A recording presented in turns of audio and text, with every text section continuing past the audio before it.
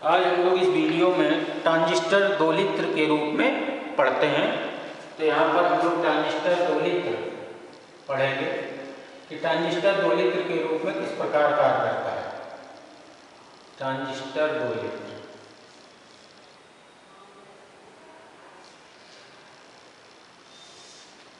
तो पहले तो हम लोग दोलित्र के बारे में समझते हैं। दोलित्र क्या होता है?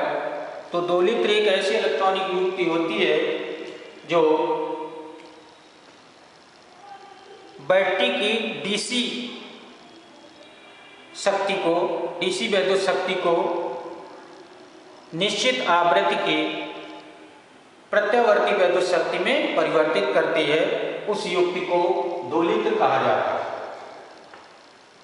अब ट्रांजिस्टर जो है यह कार्य कर सकता है, अर्थात वह बिना किसी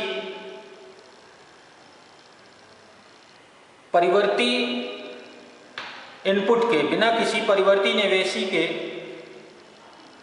हमें निश्चित आवृत्ति के दोलन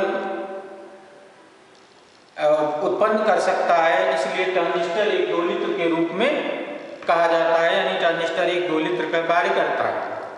तो यह स्वयं विद्युत शक्ति को प्रवर्धित नहीं करता, बल्कि जो बैटरी की जो डीसी विद्युत शक्ति होती है उसी को प्रत्यावर्ती विद्युत शक्ति में परिवर्तित करता है।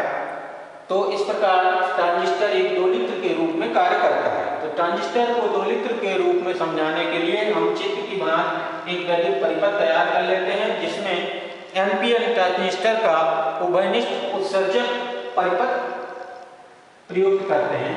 तो यहाँ पर हम लोग एक एनपीएन ट्रांजिस्टर ले लेंगे।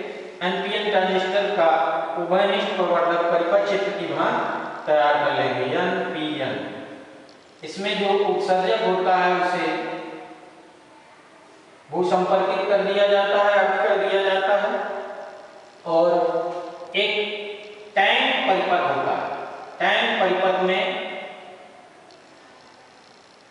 संधारित्र C और एक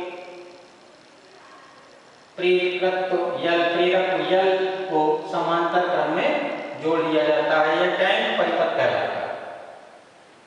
इसको टैंक परिपथ कहा जाता है। तो टैंक परिपथ जो होता है वास्तव में एलसी परिपथ होता है, और एलसी परिपथ में हम लोगों ने एलसी परिपथ के हम लोगों ने दोलन पढ़े थे कि जब संधारित्र को आवेशित कर किसी प्रेरक यल में विसर्जित किया जाता है तो उसमें प्रत्यावर्ती धारा की भांति एक धारा उत्पन्न हो जाती है, और इनको एलसी परिपथ के वैद्युत दोलन कहते हैं। तो इस प्रकार के वैद्युत दोलन उत्पन्न हो जाते हैं, क्योंकि संधारित्र के विसर्जित होने पर जब धारा बहती है तो यह स्वप्रेरण के कारण अचानक न बढ़कर धीरे धीरे बढ़ती है, और अधिकतम हो जाने पर जब संधारित्र पूर्ण निरावेशित हो जाता है तो धारा का मान अधिकतम हो जाता है, और फिर धारा का मान घटने लगता है। तो जैसे ही धारा का मान घटता है तो स्वप्रेरण की घटना के कारण एक उसी दिशा में धारा उत्पन्न हो जाती है घटती हुई। तो इस प्रकार संधारित्र दूसरी दिशा में आवेशित हो जाता है, यानी यहाँ पॉजिटिव है तो यहाँ पॉजिटिव, और पुनः विपरीत दिशा में निरावेशित होने लगता है। तो इस प्रकार प्रत्यावर्ती धारा की भांति एलसी परिपथ में एक धारा बहने लगती है, जिसे एलसी परिपथ के वैद्युत दोलन कहते हैं। तो इसे टैंक परिपथ कहा जाता है। तो एलसी परिपथ को टैंक परिपथ कहते हैं। टैंक परिपथ, टैंक परिपथ की जो फ्रीक्वेंसी होती है वह 1/2 पाई LC के बराबर होती है, जहां C संधारित्र की धारिता है और L कुंडली का स्वप्रेरण गुणांक है या स्वप्रेरकत्व है। तो इस LC परिपथ को अर्थात टैंक परिपथ को हम संग्राहक C के साथ जोड़ देते हैं। संग्राहक C और उत्सर्जक E के साथ एक बैटरी से जोड़ देते हैं। ये संग्राहक हो गया, ये B हो गया, इस तरह से। तो टैंक परिपथ को हम लोग C और E के बीच एक बैटरी से उत्क्रम अपना जोड़ देते हैं। तो ये N पोर्शन है, तो पॉजिटिव से यहाँ से हम लोग जोड़ लेंगे इसको, पॉजिटिव नेगेटिव, और इस तरह से जोड़। यहाँ पर एक स्विच लगा दिया जाता है इस तरह से। इस तरह से हम लोग जोड़ लेते हैं। इसको हम लोग बैटरी बीसीसी कहते हैं, पूर्व की भांति बैटरी बीसीसी। ये धारा हो गई आपकी EIE और ये जो करंट यहाँ से जाएगी ये हो गई आपकी IC धारा। अब इसको फीडबैक देने के लिए यानी इसको पुनर्भरित करने के लिए अर्थात निवेशी सिग्नल की वोल्टता देने के लिए हम लोग इसके साथ एक निम्न वोल्टेज की बैटरी जोड़ लेते हैं। तो ये पॉजिटिव है, बेस तो पॉजिटिव इधर रहता है और नेगेटिव इधर रहता है। इसको हम लोग देते हैं VBB बैटरी है। और इस प्रकार एक प्रोब के ऊपर L के साथ प्रेरकीय रूप से युग्मित कॉइलें जोड़ ली जाती हैं। ये L डैश कह सकते हैं। तो L डैश कॉइलें युग्मित प्रेरकीय युग्मित कर ली जाती है कॉइल, और इसका संबंध इस प्रेरकीय युग्मित कॉइल का संबंध आधार उत्सर्जक परिपथ के साथ कर दिया जाता है। इस तरह से आधार उत्सर्जक परिपथ के साथ जोड़ दिया जाता है। अब इसमें जो धारा बहती है वह IB होती है और इसके सिरों का जो वोल्टेज होता है VBE लिखते हैं हम लोग, VBE कहते हैं। ये VBE कहा जाता है इसके सिरों को। इसके साथ साथ एक और कुंडली जोड़ दी जाती है, L2 कह लीजिए या L डबल डैश कह लीजिए। डबल डैश में हम लोग तो इस प्रकार हमें इस डबल डैश कुंडली के सिरों पर निर्गत सिग्नल ये दोलन प्राप्त हो जाते हैं। ये V0 दोलन इस तरह से निश्चित आवृत्ति के दोलन प्राप्त हो जाते हैं। तो अब इसकी क्रिया विधि को समझते हैं हम लोग। तो जब हम लोग स्विच के को ऑन कर देते हैं तो स्विच के ऑन होने पर जो संग्राहक धारा उत्सर्जक और आधार परिपथ में अर्थात इस टैंक परिपथ में संग्राहक धारा प्रवाहित होने लगती है। तो जब संग्राहक धारा IC इस टैंक परिपथ में L से होकर गुजरती है तो इसमें चुंबकीय फ्लक्स में परिवर्तन होने लगता है। इसलिए स्वप्रेरण के कारण यह धारा का IC का यानी जो संग्राहक धारा होती है उसका विरोध करता हो। इस कारण इसमें धारा धीरे धीरे बढ़ती है और धीरे धीरे बढ़ने के कारण संधारित्र C आवेशित होने लगता है। तो इसका प्लेट 1 पॉजिटिव आवेशित हो जाती है और प्लेट 2 नेगेटिव आवेशित होने लगती है।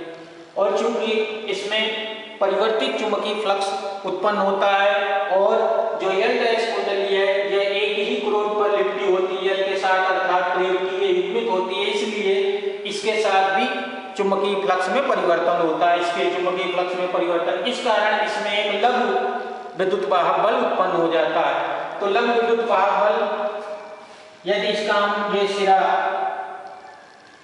1 और 2 ले लें तो लघु विद्युत वाहक बल जो उत्पन्न होता है तो 1 सिरा पॉजिटिव हो जाता है और सेकंड सिरा नेगेटिव हो जाता है। इसलिए यह VBB बैटरी को सपोर्ट करता है और इस प्रकार से आधार और उत्सर्जक के बीच की वोल्टता जो VBE है वह बढ़ने लगती है।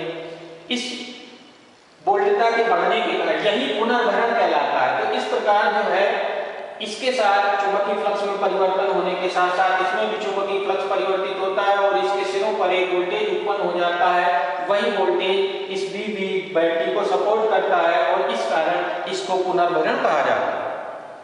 तो जैसे ही VBB का मान बढ़ता है अर्थात आधार और उत्सर्जक के बीच की वोल्टता बढ़ती है VBE, वैसे ही उत्सर्जक धारा बढ़ती है। उत्सर्जक धारा बढ़ने के कारण संग्राहक धारा भी बढ़ने लगती है।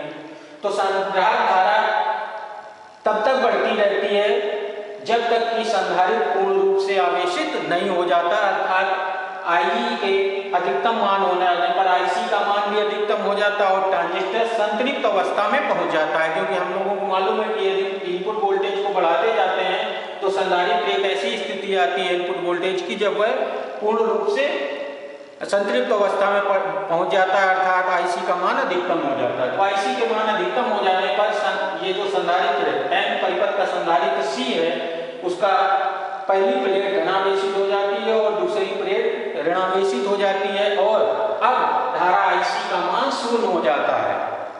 धारा IC का मान अचानक अधिकतम हो जाने पर ये जब संधारित्र पूर्ण रूप से आवेशित हो जाता है तो धारा IC लगभग स्थिर हो जाती है और इस समय अब संधारित्र पूर्ण आवेशित हो जाने पर अब प्रेरक L में विसर्जित होना प्रारंभ करता है और इस प्रकार से क्लॉकवाइज करंट इसमें से बहती है। तो क्लॉकवाइज जो करंट बहती है इसमें तो